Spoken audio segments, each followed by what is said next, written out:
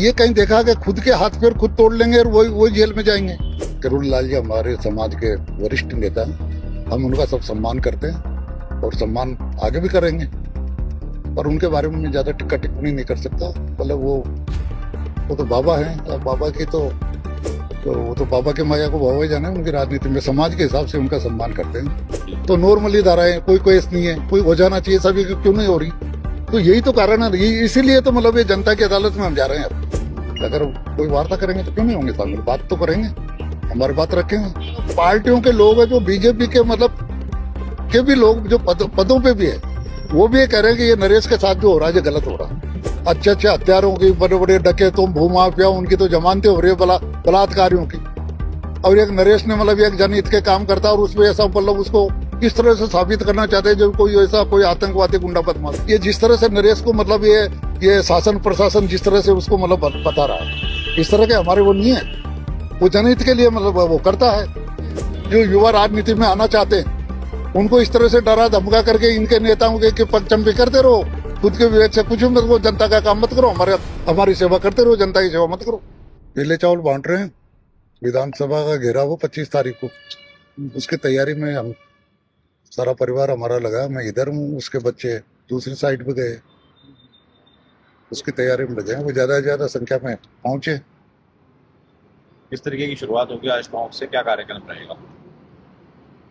टोंक में पहले तो हम समरावता जाने का है, तो वहाँ के भूमि को नमन करके और वहीं से फिर वो दूसरे एरिया में चावल बांटने का काम करेंगे। क्या आह्वान करेंगे लोगों से?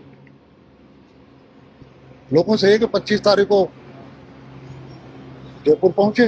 विधानसभा का घेराव का जो मतलब सब उसके मतलब साथियों ने जो मतलब जो कमेटी ने रखा, पलादी कुंजल साहब का मतलब वो जो ऐलान है उसको सफल बनाए और नरेश समरावता गांव वालों को न्याय दिलाए, नरेश को रिहा कराए। क्या क्या मांगे हैं प्रमुख जिनको लेकर घेराव की तैयारी है? उसमें एक तो न्यायिक जांच हो, उनको समरावता में जो हानि हुई है उनको भरपाई हो। लगभग 100 दिन से नरेश जी जेल में है जी, मुलाकात हुई आपकी उनसे, तो क्या लगता है कि अभी तक उनको आखिर जमानत क्यों नहीं मिल रही है? नहीं यही तो बात है ना, आप भी देख रहे हैं, मीडिया पे आप भी देख रहे हैं कि जिन्होंने मतलब ये कहीं देखा कि खुद के हाथ पैर खुद तोड़ लेंगे और वही जेल में जाएंगे। पुलिस करेगी इनके हाथ पैर इन्होंने तोड़ लिए, इन्होंने इनके घर तोड़ लिए, इन्होंने इनके विकल्प जला दिए। ऐसा कहीं होता है कि भाई वो विकल्प जो जले हैं, जो मकान उनके टूटे हैं, जो औरतों के माता बहनों के चोटें आई है, बच्चों के चोटें आई है, वो चोटें खुद की चोटें खुद ही पहुंचा लेंगे।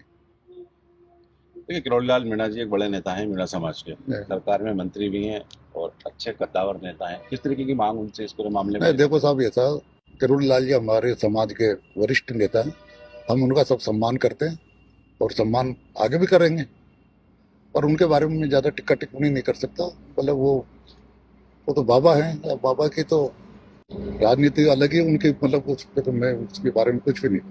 उन्होंने विधानसभा घेराव की जो अपील की उससे अपने आपको अलग कर लिया है ना, तो इसके बारे में मैं यही तो कर रहा हूँ ना। तो वो तो बाबा के माया को बाबा ही जाने। उनकी राजनीति में समाज के हिसाब से उनका सम्मान करते हैं। क्या कारण है कि समरावता कांड के बाद नरेश मीणा जेल में जमानत नहीं हो पाई? इसका क्या कारण मानते हैं आप? अब यही है कि केस तो मतलब जो हम कानून के विशेषज्ञों से पूछते हैं तो नॉर्मली धाराएं, कोई केस नहीं है, कोई हो जाना चाहिए, सभी क्यों नहीं हो रही? तो यही तो कारण है, इसीलिए तो मतलब ये जनता की अदालत में हम जा रहे हैं। अब ये पीली चावल बांटने का हमारा यही है कि अब जनता की अदालत में चले, जनता इसको हमें न्याय दिलाए। भाई इनसे मतलब हमें जी 25 तारीख से पहले अगर कोई वार्ता होती है सरकार की तरफ से तो कुछ शामिल होंगे उसमें आप? अगर किरोड़ीलाल मीणा जी अगर बात करें या कोई सरकार की तरफ से इन्वॉल्वमेंट? नहीं, अभी तक तो हमें कोई ऐसा मतलब मिला नहीं। अगर कोई वार्ता करेंगे तो क्यों नहीं होंगे शामिल? बात तो करेंगे, हमारी बात रखेंगे, फिर वार्ता में क्या निर्णय निकलता है वो अलग बात है। किस तरह का समर्थन मिल रहा है आपको? जबरदस्त साहब, कौन कौन लोग आपके लिए आगे आए हैं? सर्व समाज और सभी पार्टियों के। मैं कल गया सांगानेर साइड, उधर वो हमारे एक सरपंच साहब है उनके, तो उधर जो मतलब पार्टियों के लोग हैं, जो बीजेपी के मतलब के भी लोग जो पदों पे भी है, वो भी ये कह रहे हैं कि ये नरेश के साथ जो हो रहा है ये गलत हो रहा। मतलब इस तरह से जेल में डाल रखा है उसे, कोई मतलब वो नहीं है। अच्छे हत्यारों की, बड़े बड़े डकैतों, भूमाफिया, उनकी तो जमानतें हो रही है, बलात्कारियों की।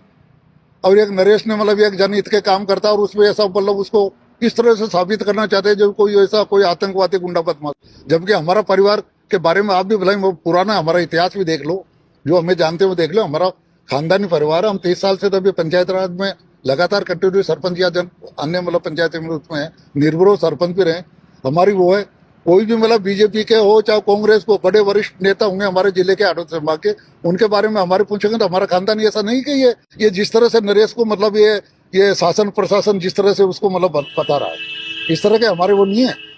वो जनहित के लिए मतलब वो करता है, आंदोलन करता है, कहीं धरने प्रदर्शन करता है, जनहित के लिए लड़ाई। व्यक्तिगत आज दिन तक उसमें एक भी केस नहीं है, पर उसको इस तरह से घोषित कर रहे हैं कि जैसे कोई अपराधी हो, कुछ वो हो।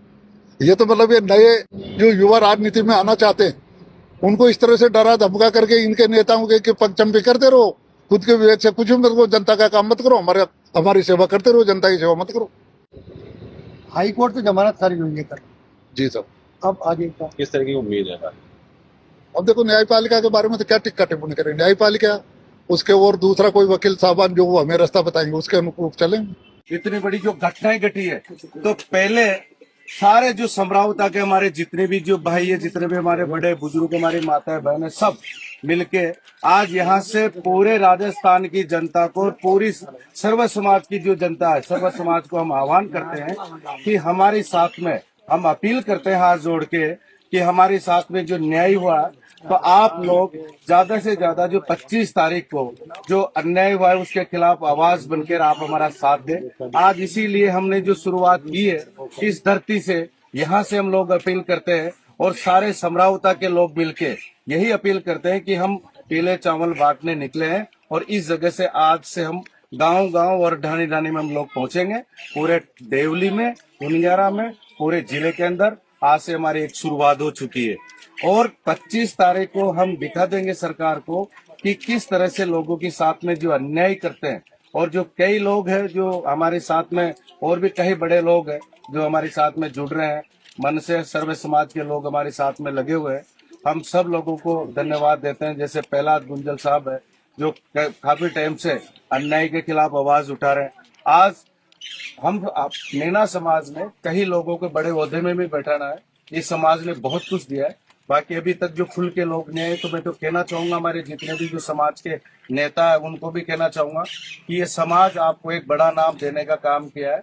इस समाज में जिस तरह से जो अत्याचार हो रहा है, आप लोगों को बढ़ चढ़ के भाग लेना चाहिए और जो 25 तारीख को जो विधानसभा का जो महाघेराव जो हम लोगों ने रखा है उसके अंदर बढ़ चढ़ के और आप इस गाँव को न्याय दिलाने का काम करें। और जितने जो झूठे मुकदमे हमारे जो युवा चोरों के ऊपर जो लगा दिए, उन मुकदमों में कई सारी जो न्याय जांच होनी चाहिए थी। हमारी जो मुख्य धारा की जो न्याय जांच थी वो 3 जांचें हमारी थी कंटिन्यू, और ये वार्ता भी हम लोग करके आए और वार्ता में भी तीनों जांचें हमारी सबसे प्रायोरिटी में रखा है कि इस गांव की साथ में जो अत्याचार हुआ, जिस तरह से मकानों को, जिस तरह से जो यहाँ पे आगजनी करी, जितना नुकसान करा, तो उसका पूरा भरण करे सरकार और हमारे जो खिलाफ जो झूठे जो मुकदमे लगाए सारे मुकदमे वापस उठाए और हमारे यहाँ की नई जांच होनी चाहिए।